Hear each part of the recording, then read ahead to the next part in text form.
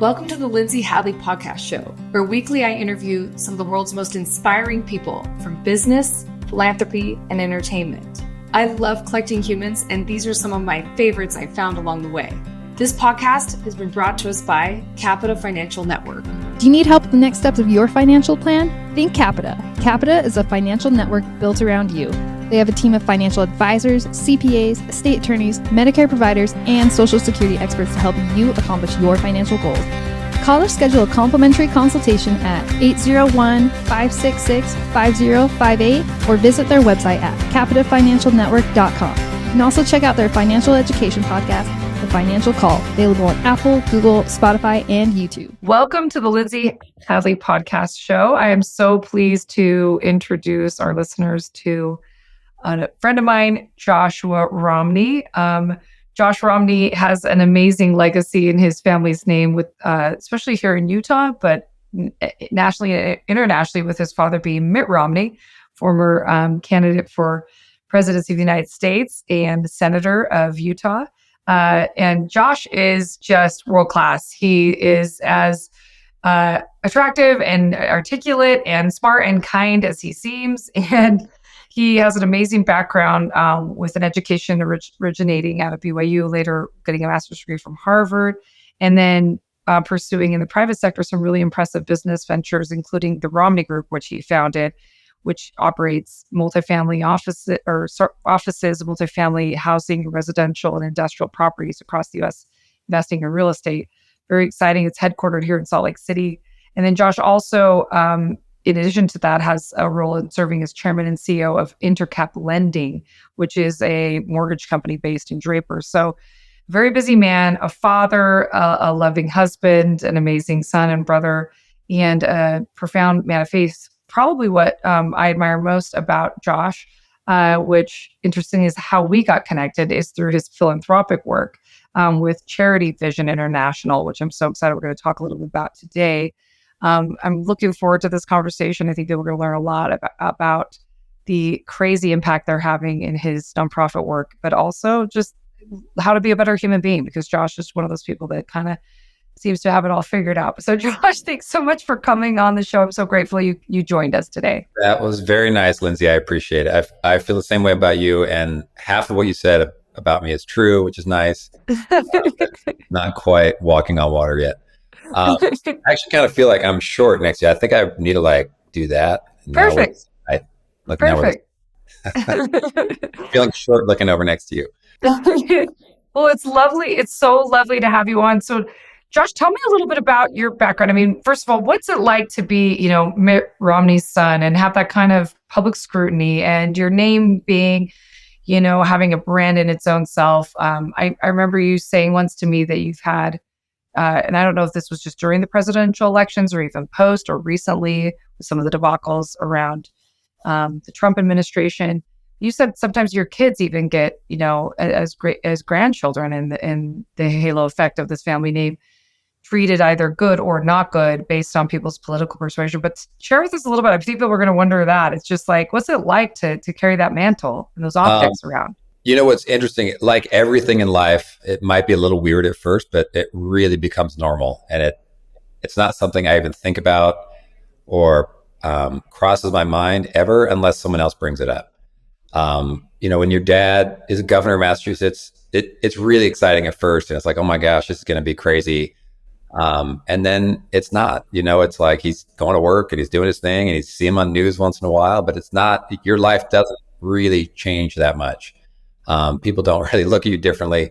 When he was presidential candidate, it changed a little bit while he was running for president. I campaigned around the country, not the world, but campaigned all across the country, a whole bunch of events. And it was, it was different while he was there. But then when that ended, it was, pretty quickly back to normal. I think if your dad was president of the United States, that would be a little bit different. That's a, level of scrutiny that I think is pretty intense. Now he's senator. It's like I see him once in a while and we hang out as much as we can, but we talk a lot on the phone. But for me, he's just my dad. He's not, other people see him. It's just dad. And so we still tease him and we make fun of his idiosyncrasies and all that kind of stuff. It's fun. Yeah, that's so great. I love how you said that it just you start to normalize whatever your reality is, whatever your lived experience is. I think that's really Yeah. insightful. I think for Um, everything gets normal after just a few months. oh, Everything. that's great. That's great insight. I think I've mentioned this to you. We were recently together at an event at the Vatican, which was kind of fun and surreal. Yep.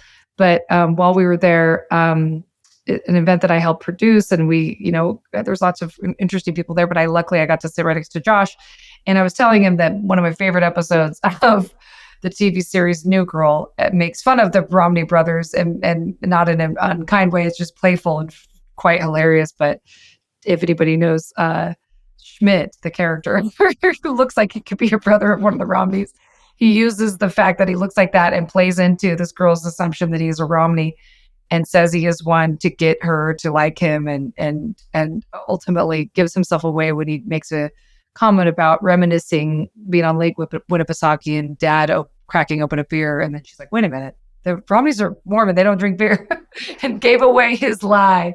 He got caught in the lie. But I thought that was so funny. But, tell me a little bit about what it's like, share with us with your faith being such a prominent part of not only your lives, but again, your family name, your dad's platform, as that became such a quintessential part of the conversation during his campaigning. Yeah, that is one of the things that is, it's hard to live up to, people's expectations of who you're supposed to be, and everything. So you have to be pretty well guarded and make sure that everything in your personal life and public life is lined up and matching, and which, for me is not terribly difficult. For or one or two of my family members is a little bit harder. I think it adds a lot of pressure to be something I think they weren't. I think it was really difficult for them.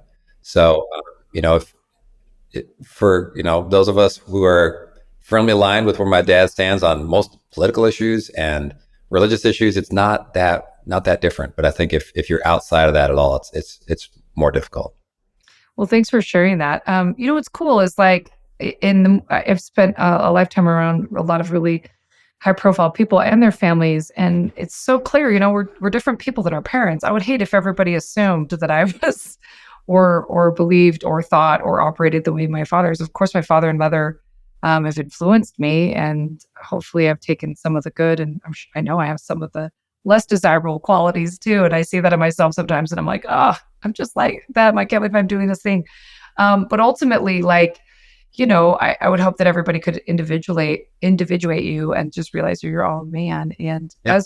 as an individual man, tell me a little bit about the story of getting into being an entrepreneur, choosing real estate and mortgage business as your purview for how to extract value in the world. What was the story Yeah, there? I think a lot of people just assume that my brothers and I all do private equity and work for my dad. And for me, it was really important to branch out of that. Private equity was not as interesting to me. I've always had an interest in real estate. From the time I was in high school, I just thought it was really interesting.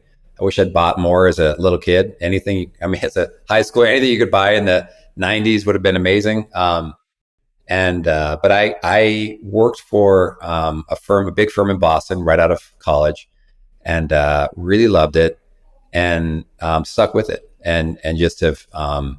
I worked for a big company again when I came out to Utah. My wife wanted to come back to Utah. We moved back here, worked for a big company, and didn't always see eye to eye with the owner of that business, and wanted to do things a little bit differently and on my own. And I branched out, and I took some big risks and went for it. And then 2008 hit, and I lost everything, Oh, which was really fun. dang.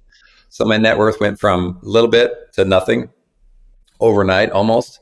And Jeez. and it was really stressful and really hard. It was it was a really hard year where you're kind of trying to dig yourself out of a hole. And I dug myself out, worked tirelessly to kind of get back to square one. It took me a full year of really hard work to do that. And then from there, the market was so broken. I actually got into buying apartment buildings, kind of Class C apartment buildings all around the country. And I bought them from, Texas and Oklahoma and Michigan and all through the Midwest. There weren't that many opportunities. There were some. We bought some in Utah, but for the most part, it was kind of the Midwest was just really suffering. And in particular, Michigan. We bought a number of apartments in Michigan, and we were buying them for between $5,000 and $10,000 a door for these apartments, and most of them were very vacant. 25% occupancy or less, and we'd go meet with the managers and interview them and say, if you had rent ready units today, what would your occupancy be? And most of them said 90 or 95%. And so what had happened is the owners were just taking all the money out of the apartments. They weren't fixing up units. They were just taking money home because they knew they were about to lose them. And so we would fix them up, and get, we'd actually usually keep the same staff, but just kind of give them more resources, more tools, and lease those things up to 90, 95%, and then sell them. And I did over and over and over, did that. And it was a wild, crazy time for a couple years. And then it all came to an end. So those deals disappeared. But I did as many as I could. I think we bought 3,000 or 4,000 apartment units over that Oh my time. gosh. Yeah. So 4,000 apartment units. Were many of these when they're multifamily? How many were like the average size of the? Well, of yeah. the So apartments? anywhere from 100 units at a time to as big as 700. So between 100 and 700 units. Yeah.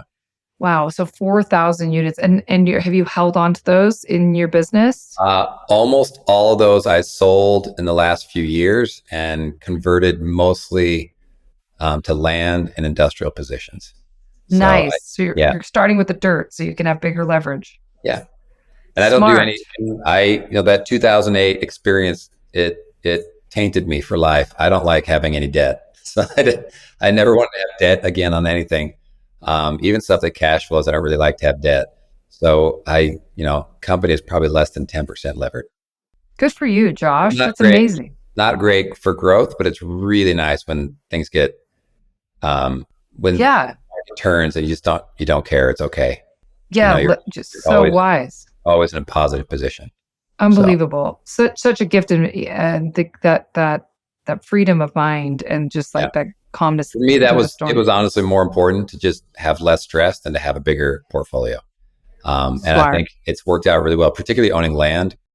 We do a lot of land, and land has just been exploding in value. So, I could have bought a bunch of office buildings, highly levered, and I think those valuations are about to correct massively. But just owning land has been really good. It's been really Good. Good for you. Okay, so you sold them. Did you sell them did you sell them off as like entire One at cohorts, a chunks time. out, amalgamated, one at a time? That's a lot of work. It was a lot of work.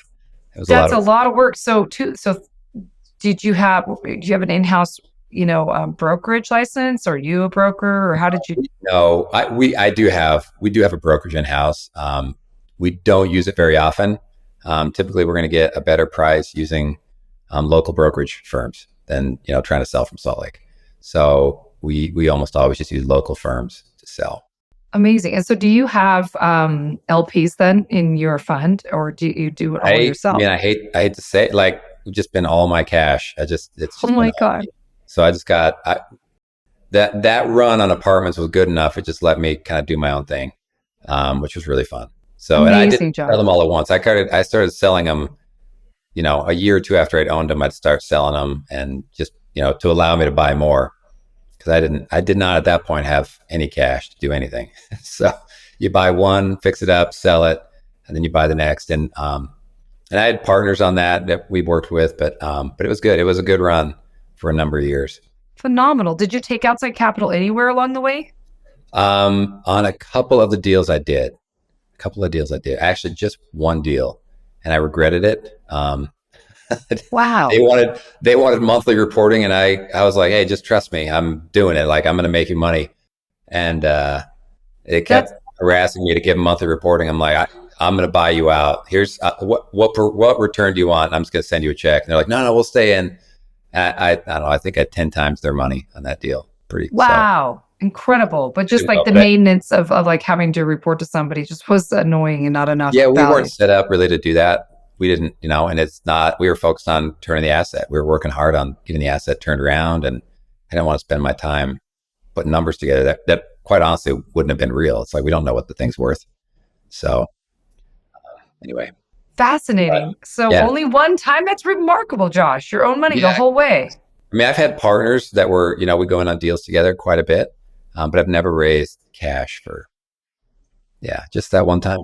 That is so phenomenal. And you never took, to get these properties, were you able to do it mostly through loans then?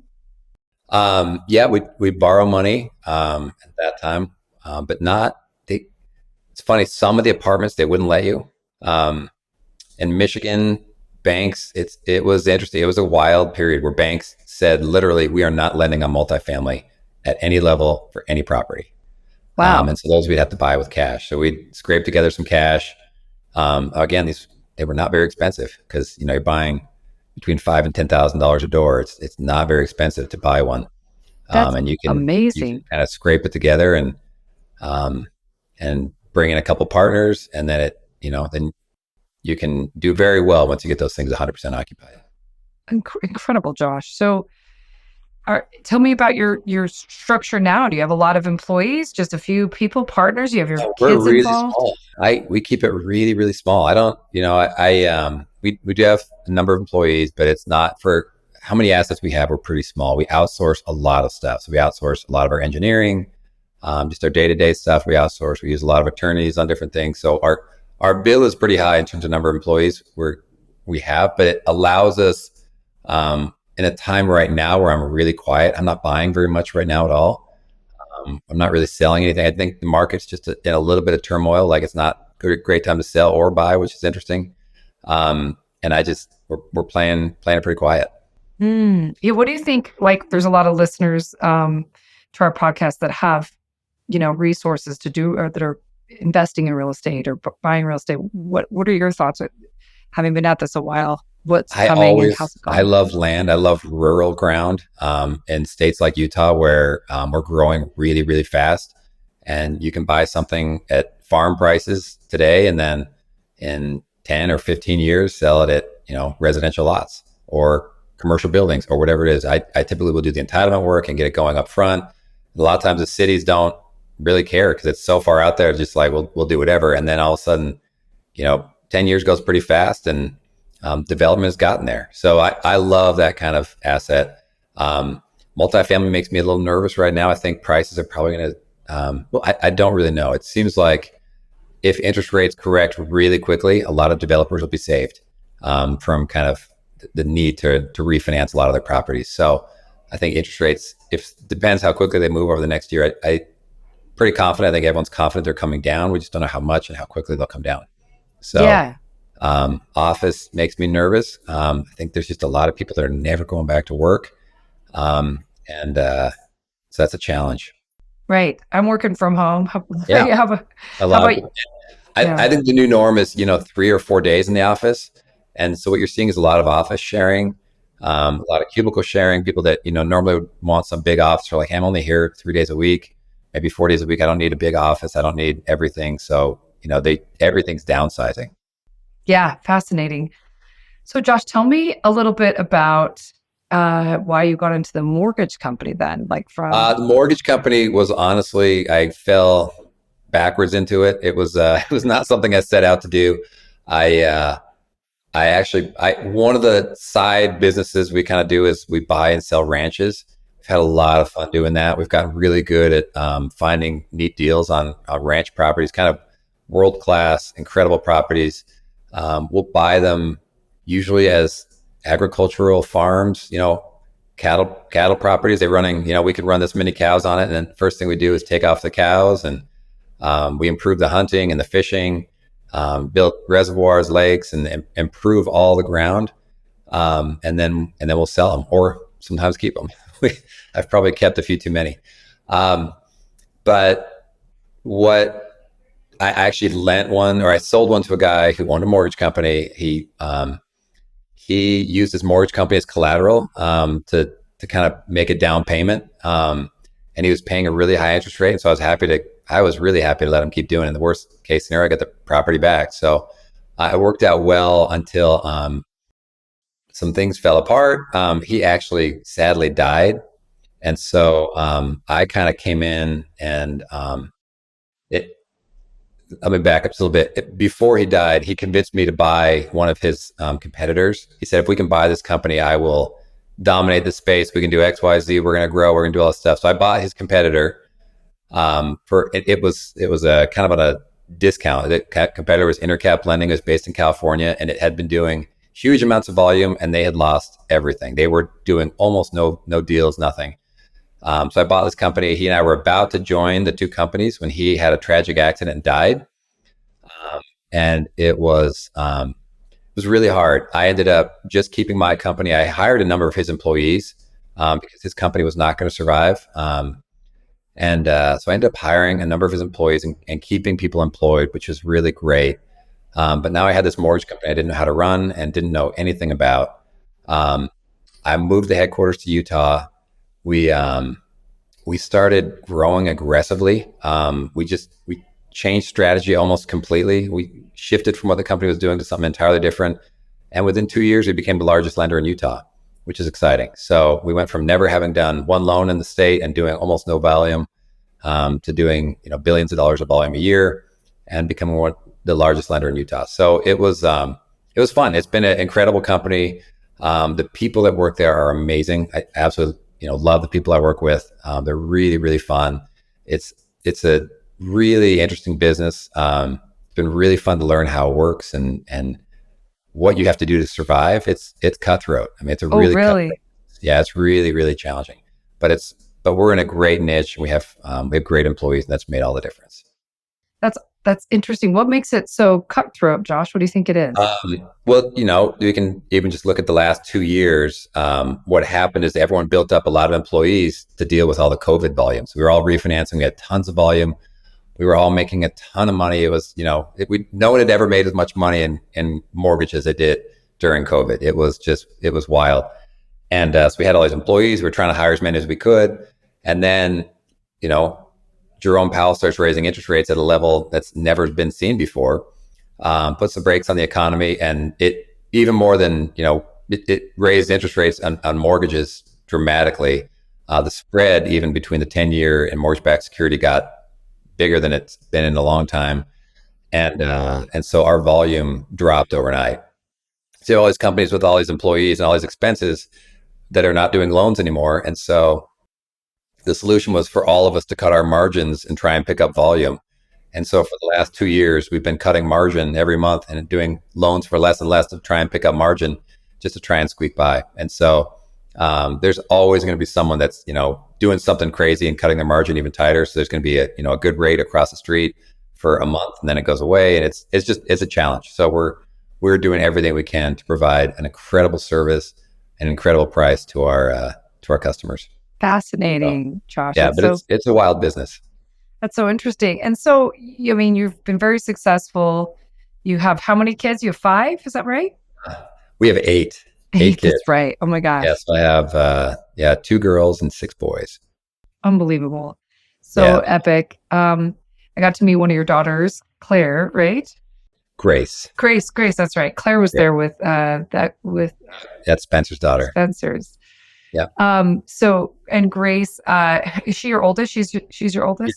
She's the oldest. Yeah. She was so beautiful and so poised and just amazing. You must be so proud. She's amazing. How do you find the work-life balance, Josh? Like that's a, question that usually men don't get asked. Men usually get asked. Women get that question, but it's funny. I've always put my kids and my family first. I try not to stay late for work almost ever. That's the beauty of living. I've worked in Boston and in New York, and when in Boston, I was expected to be at the office till 7 most nights. In New York, I was expected to be there till 8 or 8:30 most nights. The nice thing about Utah is I think the norm here is more 5:30 to 6. You can be home early. Weekends are amazing with the kids. We do a lot of trips, and I just always prioritize them. Most of my kids want to get into real estate, so they shadow me from time to time at work. Cool. I do a lot of trips with them. I do a lot of one-on-one trips with my kids. So anytime I have a business trip or a charity trip, I bring 1 or 2 of my kids and just spend, really good quality time with them. So, and then That's I just so cool. have a lot of adventures. We just take a lot of adventures. I love it. Well, what a gift that they get to be a part of your world like that. And speaking of charity, you mentioned you take them on charity trips. Why don't you share a little bit about Charity Vision? It's the Yeah. coolest. It's one of the best nonprofits, and I've worked with hundreds and hundreds of my career. I think over 400 over my career that I've either had as a client, we've partnered with in some way, we've supported in some capacity from my high net worth clients. If I'm on the benefactor side or whatever it is, I'm just blown away by the quality of the work and the ROI in terms of impact. Why don't you share a little bit about and how you got involved? Yeah, Charity Vision is probably one of the things I'm most passionate and proud of. My work there.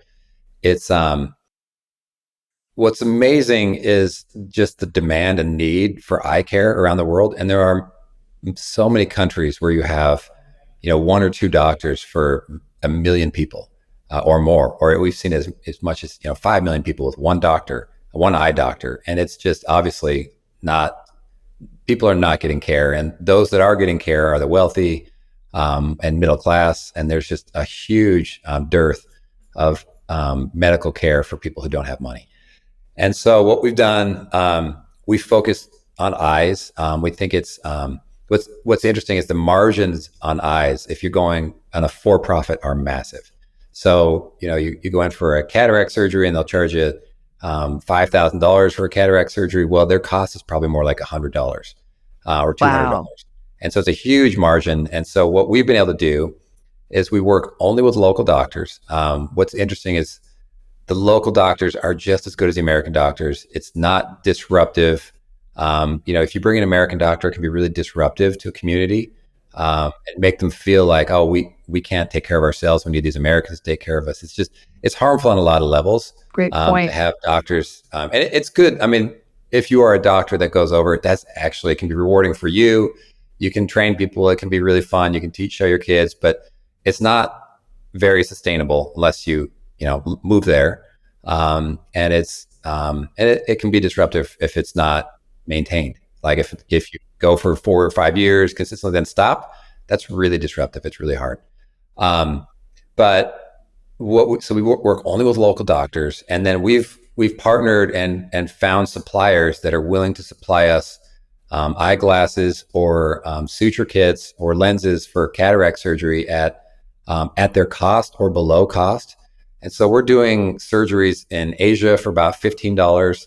We're doing them in South America for about $20, and India for $15. So it's so we have found a way to cut costs dramatically and find a way that can maintain sustainable eye care programs. In fact, we are now building clinics in most of the countries we're going to. A clinic costs us about $250,000 to build a whole clinic, all decked out with all the equipment, everything. And then typically within 4 or 5 months, that clinic becomes profitable and returns a pretty hefty return, which is pretty awesome. For us, this is pure charity. So all those profits get pumped back into that same country. We don't ever take them out of that country. They go back to the same country for eyeglasses or to expand, build new clinics. But they become sustainable. Once that $250,000 is spent in that country, it's sustainable and ongoing, and it pretty much takes care of the entire country. So they become self-sustaining, and we can kind of keep growing from there. So it's a really amazing model. Eye care, if you think about what it's like for so many people who are blind, needlessly blind, 30 million, I think right now is the latest count around the world. It's a huge problem, and it's for $15 it can be cured. It's amazing. And when you see these people come out of surgery with vision, it's just amazing. I mean, $15 is a visit to Starbucks for most people. Like, it's just, that's so stunning. And then generational poverty is alleviated, because when you have a blind family member, the caregiving, the inability to provide for oneself, self-reliance is impossible. Typically, it pulls 2 people out of the workforce. So one to care for the person who's blind, and the person that is blind is taken out of the workforce. Exactly. So you can put 2 people back to work, start generating money for the family again. And when $1 or $2 is really important to these people, that's a really big deal. That's so really cool, Josh. Just so stunning. I mean, there's very few things you can be like, for $15, I can cure. Yeah. I mean, this is miracle. This is like Jesus level stuff. It's so cool. Yeah, no, Um, it's what's amazing. I've taken a lot of people on trips around the world to kind of see what we do. We don't do the surgeries. We just watch. We just go in and we'll screen school kids. That's a really neat thing. We get a lot of glasses donated to us, and we get from some big companies that will donate hundreds or thousands of glasses to us because they know what we're doing, and they have a company charter to do some charity work. So they'll just send us glasses, and we use them. We go over these schools, and you start screening kids, and 1 out of 4 in some areas, or 1 out of 10 in others, but huge amounts of these kids have real vision problems, and it's preventing them from learning to read, from other things, because they can't see the blackboard, and they're just struggling. And typically, no one has figured it out yet that it's a vision problem. So we go in there, and kids have no idea they need glasses. And we'll go in, we'll screen them, and come back a couple of days later with all the lenses fit and framed, and with the lenses in, and they try them on. It's really fun to see their faces just light up when they realize how the rest of the world is seeing, and they can see how the rest of us see. Wow, that's so true. Like I've had LASIK, but when I was younger, I didn't realize because I had good nearsight or whatever. I was Yep. nearsighted, and from far away I couldn't see the chalkboard that well, but it wasn't so bad that I would like totally miss. But I remember when I got glasses for the first time in contacts, like seeing the spin on the soccer ball. I was a better soccer ball player, and like being able to like Yeah. like the Yeah. most subtle like faces in movies, or like in performances, or there's so much that you don't realize you're missing. I can't imagine if you were like legally blind and then it just did transforming, or you had severe you know um impairment. Yeah. Yeah. We've um always screened a lot of kids who can't see the top letter on the reading chart, can't see the very top letter, and they didn't know Unbelievable. they had vision issues. Wow. So yeah, it's remarkable. Totally. So, it's incredible, like the work you're doing. I think the fact that you've created this sustainable the clinic component that actually drives revenue.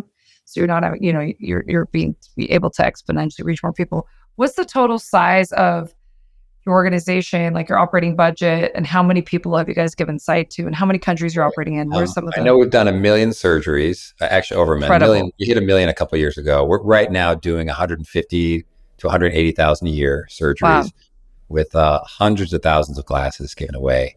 Wow. I think we operate on about $2 million a year that we raise from Stunning. donors and friends and anyone we can. But we just have a huge impact. So a lot of the money is going to clinics right now. And the clinic model we really, really love. It's just once we build Brilliant. them, we almost can leave the country. I mean, it's really amazing. The doctors will partner with the doctor.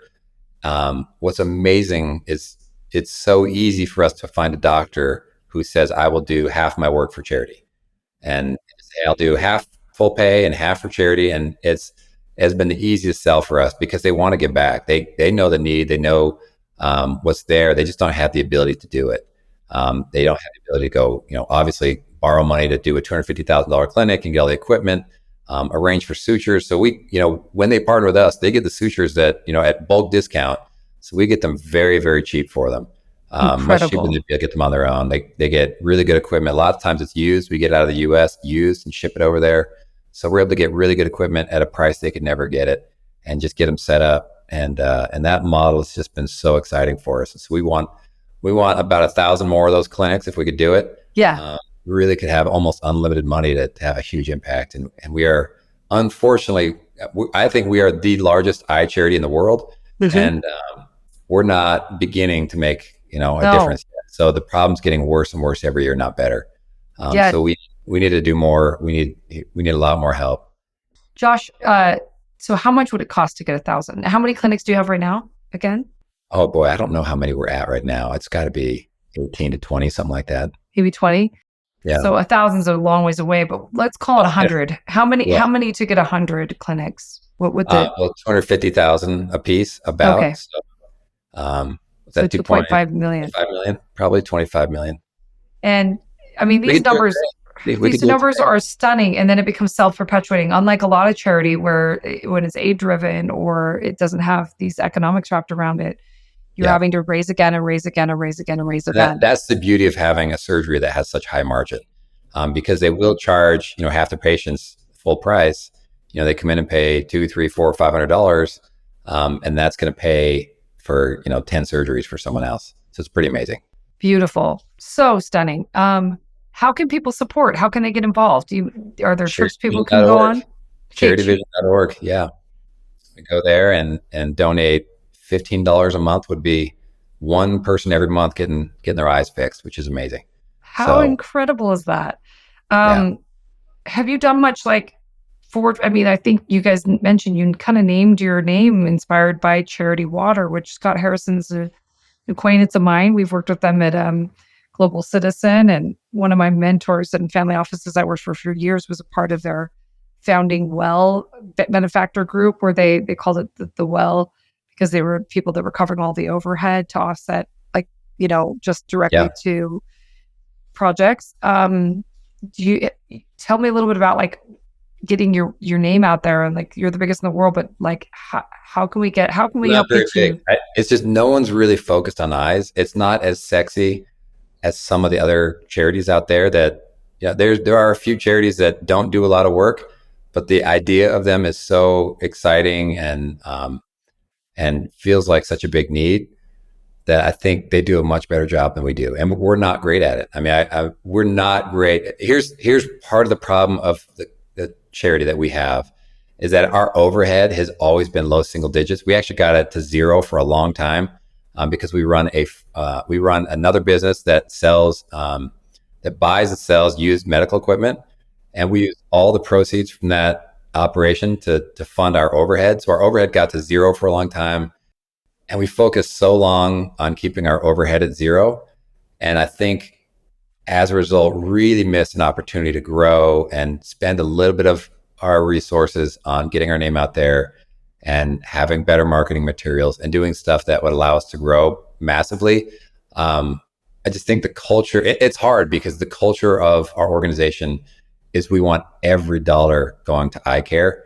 And so I've been pushing a little harder to spend some of our money on growth, and the founders, the head founder Bill Jackson is a doctor. He travels 9 out of 10 days to one of these countries and visits our doctors and gets on the ground and just hugs these patients and just loves them, and it's just incredible, and just loves the work. But it's been hard for me to convince them to say, hey, let's take 10% of our money for overhead, or to hire someone that can do this. And it's okay. And I understand why. I see their perspective, and we're still doing incredible work, and our overhead is close to zero. So we'll see if we end up ever spending a little more money on overhead. But for now, we're not.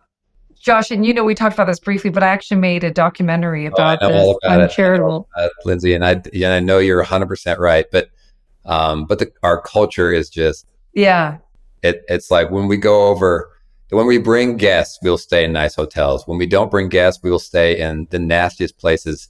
That's part of our culture. And we stay in these hotels that you basically throw your clothes away because you're going to bring home bed bugs. No air conditioning, and it's just you're living.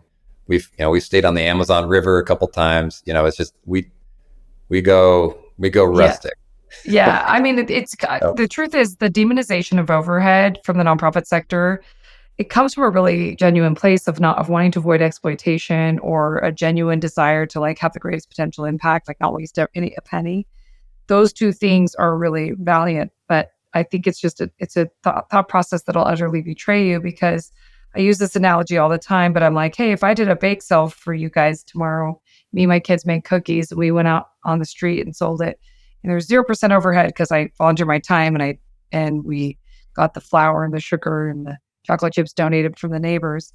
Or I could put on a big music concert like I do, or a big film festival like I'm doing in Necker Island, where we have Beyonce, and it costs $5 million to put this thing on, but it has $10 million profit.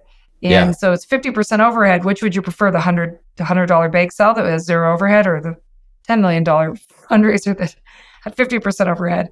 I mean, the numbers will just utterly betray you. It's as if you live in a depressing world where, as you increase the overhead, it doesn't grow the pie at large. Yeah. And so, I'm just more like an impact junkie, and I'm just like, oh, that's an archaic thought. It also comes from our Puritan roots. We've done a lot of research on this. We did this in the documentary, that we used to view charity as a penance for our sin or our profit-making tendency. And so you couldn't do well by doing charity because that was the way you're like making off the fact Yeah. that, you're making money over here. But, I really think that you guys telling this story, I actually think eyesight's one of the sexiest things you can think of. I mean, there's nothing more beautiful and profound than I watching think so. watching a human being be able to see. And all of us know the power of like our sight if that was taken away. Yeah. And what do you think? How can people like really, step up to the plate and be a part of the solution? If we have listeners here that understand what the discussion we're saying, if your benefactors had someone said, I just want it to all go to overhead and I want you to increase the overhead a ton. Like if I could go tomorrow and stroke you guys $1 million check and said, not a penny can go to surgeries, but has to go to marketing, growth, Yeah. and innovation for, taking risk, hire the best talent and marketing your cause. Would your culture have an appetite for that if the donor demanded it? Yeah. I think I've been working on them for a while. I think if we had someone that actually said that, it'd be a really easy sell. Okay, So cool. I think because, the hard thing is even our board members have bought in. They love knowing our overhead. It's like the AOC, it's like 2%, 1%, 0. They love it. But I think, if we had a story to tell, I think it'd be really easy. Amazing, Josh. Yeah. Well, I'm so grateful. I mean, I'm mindful that, you're a very busy man. You give me some time. I'm so glad that our listeners could learn a little bit about the real estate industry and mortgage company and Yeah. politics. But right now, kind of as wrapping up one of the last questions I know people are going to want me to ask, we're right now in a we're in a presidential campaign. We're in the middle of one of the most divisive moments in history. I remember watching just recently, I think this went viral on social media, but there was like a juxtaposing of the recent presidential debate with Biden and Trump and the pettiness and the back and forth and who plays better golf. And it was just like childhood bullying. I don't know. It was actually quite pathetic, their exchanges. And then you rewind back and they showed footage of President Obama and your father, Senator Romney, governor, I think at the time. He said, they were back and forth with each other with so much decorum, so much respect. Yeah. They were like, I respectfully disagree, but, he was very apropos in this strategy. And that was kudos to him. And, they gave credit where credit was due. And they disagreed with decorum and they were presidential, quite frankly. And they talked about each other's families with respect and gave well wishes. It was just like a different time. What thoughts do you have about all this? And like, I even think about your dad coming out and talking about Trump and addressing some of the characteristics. He stood up to like the character, the values, not so much ad hominem attacks per se, but just like, hey, these are the way your behavior. I'm calling out your behavior, which I respected. I think character matters so much in a president because it really, truly does impact the entire country. The culture, the narrative, people pay attention to it. I think it's obvious, for anyone that knows my dad, he's not a fan of Donald Trump's.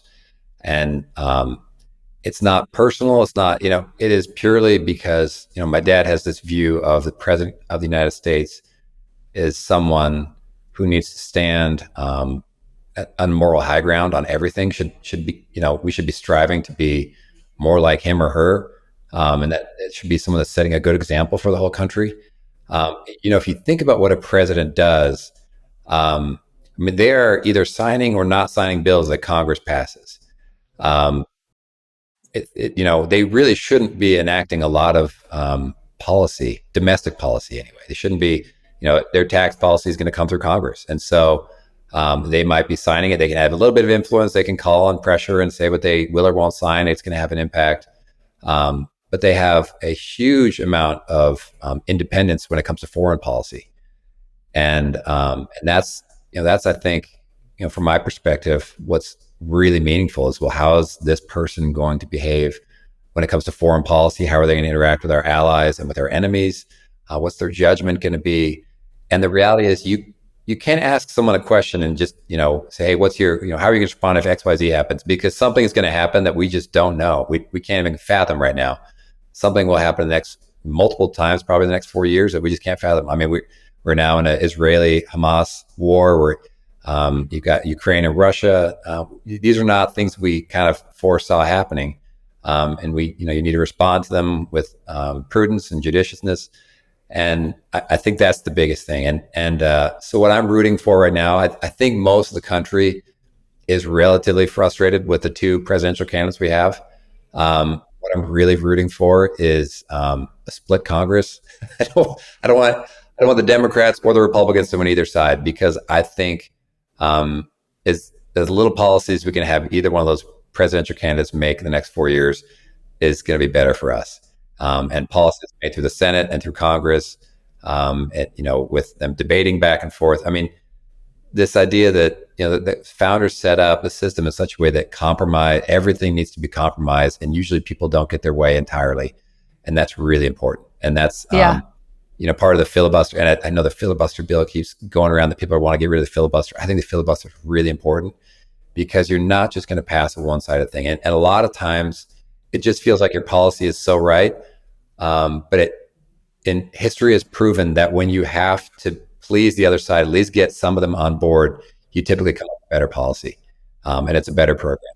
And they think about things that the other side's not thinking about, and they come at a different perspective, and it's helpful and healthy. So I think I am rooting heavily. I don't know how it's going to split or who's going to win, but I really don't want either party to sweep the entire field. So we'll see. That's great, Josh. If that happens, I think they will pass in the first 2 years a lot of crazy legislation on either side. So I think it will go too far. Yeah, full disclosure, I'm a political moderate, and the reason being is I agree with you, all the sentiment you said about it's the tension between the two parties and the aspects of their utility that are so needed. I mean, essentially, if I look at the conservative right, it's general utility is to try to preserve a meritocracy and to make sure that creator values given, that preserve maybe tradition and institutional forces that underpin a lot of society. And we would not go anywhere without that utility. And then on the left, you have the checks and balances to try to make sure that the top doesn't exploit crap out of the bottom. And that's a very important utility as well, because absolute power corrupts absolutely. So thank heavens we have a system that can put that in check. But it hasn't been correctly, I think, perpetuated in our culture that's the point of the two-party system, and that working together is the point. And so, if we have a certain candidate that's in office from one side, from one party at the moment, to have the respect and understand the utility of the other side and work in collaboration, I think pretty heartbreaking. Well, I think the hard thing is a lot of Republicans think Democrats are evil, and a lot of Democrats think Republicans are evil. The reality is, most of these people really love the country and love people and are good people. They have different perspectives. I tend to lean much more conservative. I'm much more conservative in my views. I tend to think Donald Trump is not conservative. I think if you look where the Republican Party's gone in the last 40 years, it's in the last 10 years, it's shifted very massively. I mean, massive shift. If you go back to the Republican Party 10 years ago, it aligns a lot with my philosophies and feelings. But Likewise. I think the hatred on the left and the right is really damaging to political discourse, to our kids, to everything that's going on. I think there used to be a level of respect to say, hey, I disagree with you, but let's figure this out. But now it's kind of like, I don't want to talk to you because you're stupid. I don't want to talk to you, you're like evil, you're an evil XYZ. It's like, that's not helpful. No. And the discourse has really gotten nasty, and a lot of it's starting from the top. And it's just not good. Yeah, the dehumanization and the polarization is toxic. And so, thank you for how you hold middle ground, and how you are so other-centric as a human being. I'm so grateful for your contributions with not only your philanthropic works, but locally in the community and in job creation, and just being such an ethical, good guy. I'm so grateful you came on the show, Josh. Thank you again for coming on. It's always fun to hang out. I appreciate it. Absolutely. Do you need help with the next steps for your financial plan? Think Capita. Capita is a financial network built around you. They have a team of financial advisors, CPAs, estate attorneys, Medicare providers, and Social Security experts to help you accomplish your financial goals.